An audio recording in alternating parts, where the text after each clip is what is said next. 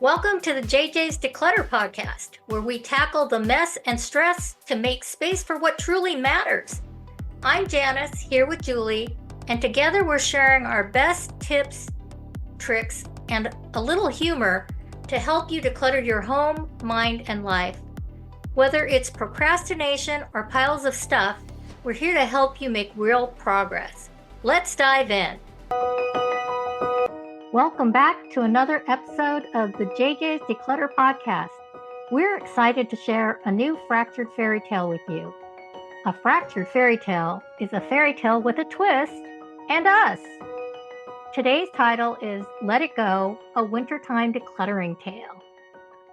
Once upon a wintertime, in a land blanketed with snowdrifts, icicles, and an alarming number of decorative throw blankets, there stood a kingdom known as Frosthome.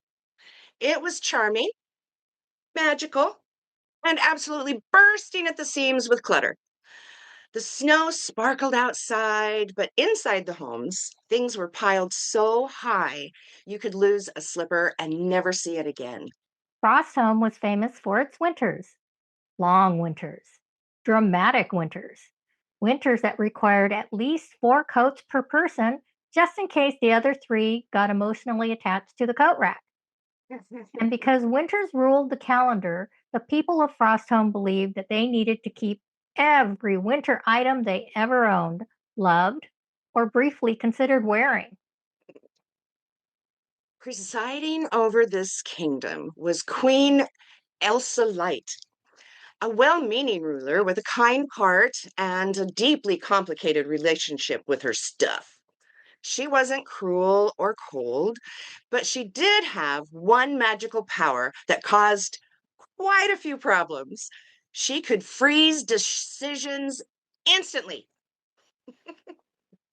Give her a sweater she hadn't worn in 5 years, and she would say, I might need that someday. And poof, frozen in place forever. Old boots, extra gloves, scarves from questionable fashion eras, all preserved in icy indecision, like a museum exhibit called What Was I Thinking? Her castle was a marvel to behold, made entirely of ice and packed wall to wall with closets. Not elegant wardrobes, not minimalist built ins, closets everywhere. Hall closets, linen closets, closets that opened into other closets, like a very chilly nesting doll situation.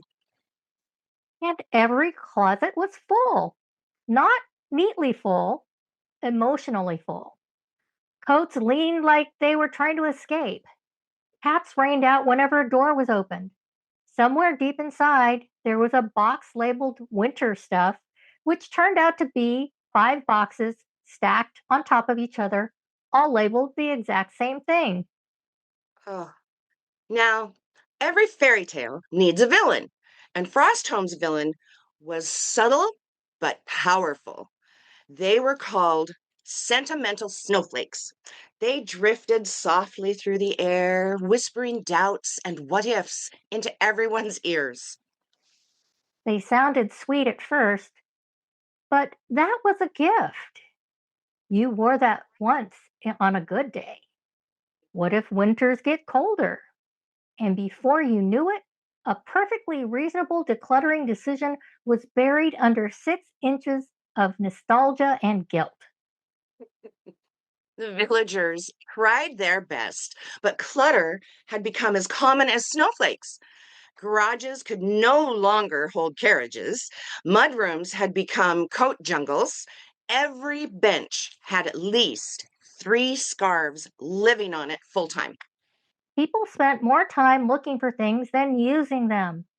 They bought duplicates because they couldn't find the original. And every winter, instead of feeling cozy, they felt buried under layers of stuff they didn't even like that much. My goodness, one particularly frosty morning, Queen Elsa-Light attempted to open a closet and was greeted by an avalanche of coats, boots, and one rogue earmuff that hit her square in the crown. That was the moment. the moment she realized something had to change. Just then, a knock echoed through the ice castle, clear and confident, not apologetic at all. At the door stood two figures wrapped in sensible scarves, holding clipboards and radiating calm. They smiled the kind of smile that says, "We've seen worse, and we're not judging." They introduced themselves as decluttering guides, travelers who helped kingdoms release what no longer served them. They didn't carry magic wands, they carried questions, gentle, powerful questions. The first question they asked the queen wasn't, "Why do you have all this?" It was, "Does this keep you warm in body or in spirit right now?" The queen paused. For the first time, the sentimental snowflakes stopped whispering. She held up a coat that pinched, scratched, and made her grumpy every time she wore it. She realized winter wasn't about having everything, it was about having what worked. Together, they tackled one closet, not the whole castle, not the entire kingdom, one closet. They sorted gently, keep what fits, keep what's loved, let go of what weighs you down. As the items left the castle, something magical happened. The ice walls shimmered. The rooms felt warmer, not physically warmer, but lighter, easier to breathe in. Word spread. Villagers began decluttering their own homes. They donated coats that no longer fit. They released scarves that they never reached for. They discovered floors. Winter didn't disappear, it became manageable, cozy, and intentional. Queen Elsa-Light learned the greatest magic wasn't freezing decisions, it was trusting herself to let things go. And so, dear listeners, if your home feels a little like Frosthome, remember this wintertime truth. You don't need everything to survive the season. You just need what works, what warms you, and what makes your life easier. So Let it let it go. go.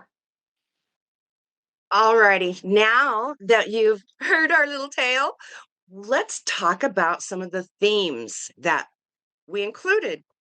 So the first one would have to do with decisions because Elsa-Light would freeze all the decisions and things would just be there forever. And that is something that you can work on to get yourself through rather than letting things stop you. Go ahead and make that decision. There's no wrong decision. And be kind to yourself. Look at the stuff and just like Elsa-Light did, if that coat is scratchy and it's not comfortable, go ahead and let it go. It's okay. And it's nice for things to go out and be used also. Mhm. And the other thing that can freeze you in your place is procrastination. It's the I'll do it tomorrow syndrome. And I used to do that all the time when because I thought I needed the perfect time to get the job done. But that's because I was looking at it as a big project. It's like, oh, well, it's too late in the day. I'm going to put that off tomorrow. Well, a lot of the times that procrastination is because you really don't want to do whatever it is you're putting off. And you're making it bigger in your mind. So it's freezing you in place. If you start using the just do it mantra, you're going to find that things don't take as long as you think they're going to take you. And it's really not as bad as what you've been building it up to be. And the other thing is that if it is taking too long, then only work on it for, like a decluttering dozen or 12 minutes. Don't let your mind and procrastination freeze you in place and prevent you from doing things that really kind of need to be done Right. because 9 times out of 10, it's not gonna take as long as you thought it would. And if it is, then break it up into small, doable doses. Don't think I have to be perfect. It has to be the perfect time. I've got to get it all done right now. But don't Absolutely. procrastinate. Just do it. Just do it. Let it go. So, So then we kind of move into the closets. And Janis was sharing with me that she has like multi-purpose closets. And so, we have ours basically are too, because we only have so many.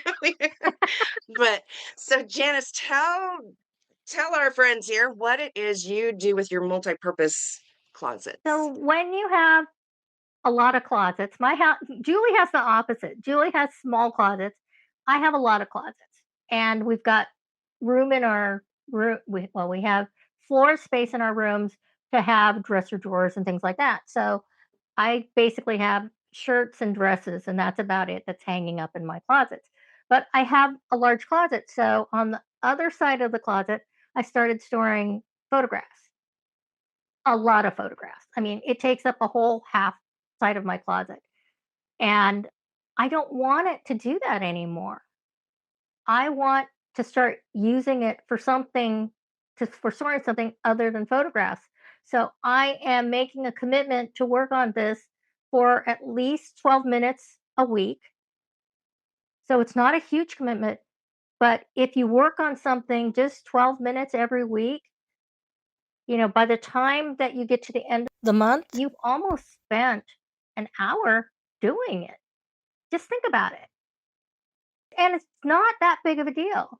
So if you have a closet that has things that you're storing in it that you don't want in there anymore, I'm going to challenge you to try and come up with a plan to work on the part of the closet that you don't want in there, and let's let them go or get them out. Right. Right. And one of the other things is, since it is wintertime now and most of us have access to all of our coats and hats and scarves and all of that, now's the perfect time to cull those items. Yep. So you can already see the hats that you never grab to put on your head. You can see the scarves that you never go to. They always just sit there. You see the coat that you reach past and get a different coat. So take those things and donate them. Now, coats you Right. can donate generally to a laundry dry cleaners, and they clean them and then give them to the homeless or shelters. And hats and scarves are the same. Gloves too. So there's things like that. I mean, you can just offer them up on Buy Nothing on Facebook, Yep. or any of those, just to neighbors. Since it's winter and there's probably rain or snow and stuff, I wouldn't say put it in a box for free at the curb, And because they'll get no, wet. yeah. But anyway, but those are some ideas of where to donate those kinds of things, just so that it makes it easier on you. Get them out of the closet, put them into the car, and then drive that car and go donate those things. So another topic in the story was entryways, because they were talking about a bench that had the scarves that lived there permanently year round. So if you have an entryway that tends to get filled with things that don't belong there, why don't you try a weekly flat surface sweep, which is you set your timer for 12 minutes, you grab a bucket or a laundry basket, you go all the way around in that area and collect all the things that don't belong there, and then you put them away, because that will clear all the clutter and things that weren't put away from the area, and it's going to make your house look so much better. Right, right. When you walk in the door and things are neat and tidy right in the door, it extends that feeling further into the home. Hmm. So as you're walking in, even if everything else is not really picked up as much, it still doesn't feel as cluttered if you're walking through a nice clear area. So yes, we strongly suggest doing the weekly flat surface sweep Hmm. in that entryway, and pay attention to the umbrellas or rain hats and things, so that you don't make a hazard of wet floors to slip on. Yes. So now we have a challenge for you.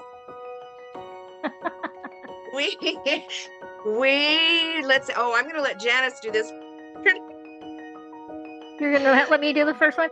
Okay, Yeah. so you heard me talking about my closet. So I want you to pick one closet and do a decluttering dozen. That's just 12 minutes on the clock. Zone it, work on one section at a time. Don't pull everything out and get stuck in that necessary middle. Just work on it systematically. And when your 12 minutes is up, you can stop or you can set it for another 12 minutes. But if you're tired, give yourself permission to stop. Don't get worn out. You can go ahead and hit your timer to keep doing it, but don't do it for over an hour. You really should stop at that point, because if you don't stop, you're just going to wear yourself out. I mean, if I do anything for an hour, I'm ready for a nap. Me too. So, because I exercise for an hour and then I come home and I kind of take a nap. So, we don't recommend you do it for over an hour, and you need to give yourself breaks. Absolutely. So the other thing that I invite you to do is join our community at www.abcdeclutter.com. And our other Facebook community is on Facebook. Our other community is on Facebook. I can talk. I really can. And the Facebook community is ABC Declutter with JJ community. So it is a private group, and we really encourage you to share your pictures, show us some befores and afters, see what else we've been doing in there, and you can ask for tips and hints and all that, and everyone will help you come up with an answer for what you're looking to do. So with that, we want to thank you for tuning in today, and as always, keep it simple, keep it intentional, and as always, keep decluttering. Bye. Thanks for joining us on the JJs Declutter Podcast. If you're ready to keep simplifying, follow us for more tips and join our Facebook community to share your wins and challenges. Subscribe here because it's always more fun to declutter with friends. And thanks in advance for leaving us a review.